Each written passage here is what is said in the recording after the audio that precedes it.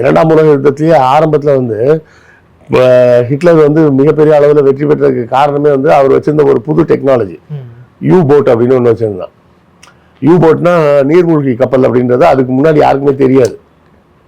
அது வந்து ஹிட்லர் தான் ஃபர்ஸ்ட் இந்த நீர்மூழ்கி கப்பல்னு ஒன்று கொண்டாடுறான். எனிக்மா அப்படின்னு சொல்லிட்டு ஒரு மிஷின் கொண்டாடுறான். எனிக்மான்ற மிஷின் என்ன அப்படின்னா, நம்ம தந்தி அனுப்புகிற செய்திகளை வந்து என்கிரிப்ட் பண்ணி அனுப்புறது.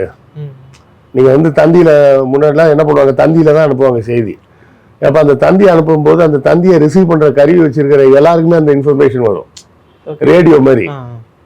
இப்போ ரேடியோவில் ஒலிபரப்பாகுதுன்னு வச்சுக்கோங்க, யாரெல்லாம் ரேடியோ வச்சிருக்காங்களோ எல்லாரும் கேட்க முடியும். அப்போ ஜெர்மன் வந்து ஒரு செய்தியை அவங்க படைகளுக்கு தந்தி மூலமாக அனுப்பும்போது அதே தந்தி கருவி வச்சுட்டு இங்கிலாண்டும் அதை கேட்க முடியும், அந்த செய்தி என்னன்றதை கேட்ட முடியும். ஆனால் அந்த கேட்டாலும் செய்தி புரியாத அளவுக்கு என்கிரிப்ட் பண்ணுற டெக்னாலஜி அப்போ ஹிட்லர் தான் கொண்டாடுறான்.